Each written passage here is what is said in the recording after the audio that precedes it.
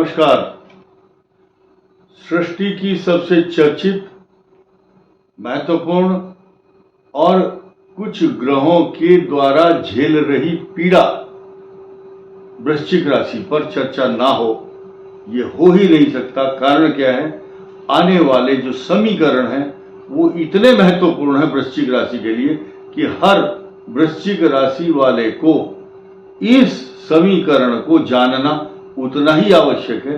खास तौर से वो वृश्चिक राशि वाले जिनका मंगल कुंडली के अंदर अनुकूल प्रतिफल नहीं देता या इस समय उनकी मंगल की महादशा चल रही हो, तो ऐसी स्थिति में सुख की परिकल्पना करना बेईमानी होगी।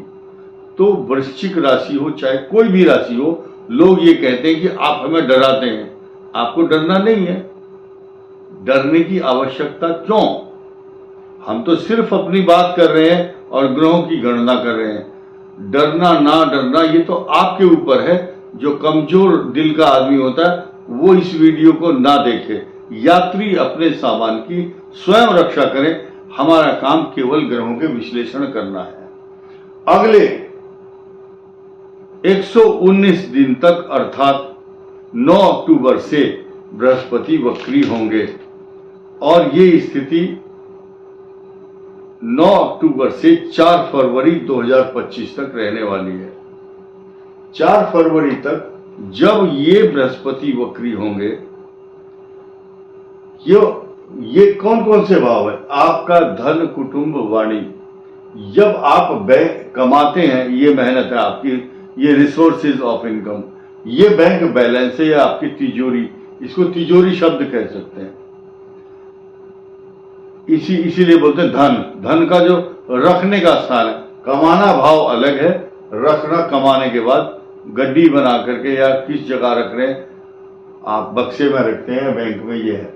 अब आपका पंचम भाव, आपकी संतान, आपकी एजुकेशन, आपका way of thinking, living, everything, यही ये भाव तय करता है आप क्या क्या प्लानिंग करते हैं। प्लानिंग का लॉर्ड ये है।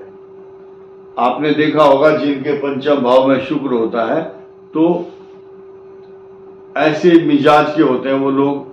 रसिक प्रवृत्ति, संगीत, शेरो शायरी और मतलब प्रेम विवाह करने के शौकीन, ये अलग विषय हो जाएगा। फिलहाल हम सब्जेक्ट पर आते हैं कि इन दोनों स्थानों का स्वामी गुरु आपके केंद्र में है और ये वक्री होगा। इसके वक्री होने के मायने क्या है? एक ऐसी कोई लकीर नहीं खींच रहे हैं बृहस्पति देव, सिर्फ वक्री शब्द का की व्याख्या उनके विचार, प्रभाव, बिहेवियर पैटर्न चेंज होने का यहां पर प्रभाव देखने को मिलेगा। क्या आपकी संतान के लिए क्या इफेक्ट हो सकता है? आपके धन कहीं कोई लेके तो नहीं चला जाएगा? ये सब बातें सुननी है। इस संसार में 2 कैटेगरी के लोग हैं। एक आदमी इतना ज्यादा कमाने के लिए बेचैन है कि मैं कमाऊं, मेरे पास बहुत धन आ जाए, और दूसरा ऐसा व्यक्ति भी है जिसने बहुत सारा कमा रखा है, उसको ये डर लगता है मेरा पैसा खोया ना जाए, मेरे ऊपर कोई छापा ना पड़ जाए, चोरी ना हो जाए, रॉन्ग इन्वेस्टमेंट ना हो जाए। एक जो छोटे तबके का आदमी वो इतना बेचैन है कि मैं पैसा कमाऊं किसी तरह से, आ जाए एक बार मेरे पास। खूब मेहनत करता है दिन रात। वृश्चिक राशि पर जब ऐसी बृहस्पति की पोजीशन और 119 दिन तक वक्री होगी तो धन को, आपके धन स्थान को पल्लवित, सिंचित, पोषित, प्रफुल्लित और भंडार को भर देगी। और आपका पंचम भाव रिद्धि, सिद्धि, समृद्धि और प्रसिद्धि की क्योंकि वृद्धि होगी, क्योंकि आपकी जो बुद्धि है, ये बुद्धि ही सब कुछ कराएगी। क्योंकि बुद्धि स्थान पर दुष्प्रभाव किसी ग्रह का नहीं हो रहा है, एक्सेप्ट क्योंकि यहां का स्वामी संसार के अंदर बृहस्पति इस बात के लिए विख्यात होते हैं कि वो पंचम भाव के कारक माने जाते हैं। संतान, बुद्धि, ज्ञान, विद्या, अच्छा अध्ययन, अच्छी स्टडी, गूढ़ रहस्य संसार के जानना, शास्त्रों को, पुराणों को, उपनिषदों के गूढ़ तत्वों को, परम तत्व को पहचानना। और तो ऐसी स्थिति में बृहस्पति की जब आपकी शनि की ढैया चल रही होगी, तो ये बृहस्पति की राशि में जहां पंचम राहु है, वो इनको अनेक प्रकार के रहस्य, अनेक प्रकार की योजनाएं, वेल प्लानिंग और दूरदर्शिता के साथ कहीं से भी नुकसान नहीं होने देगा।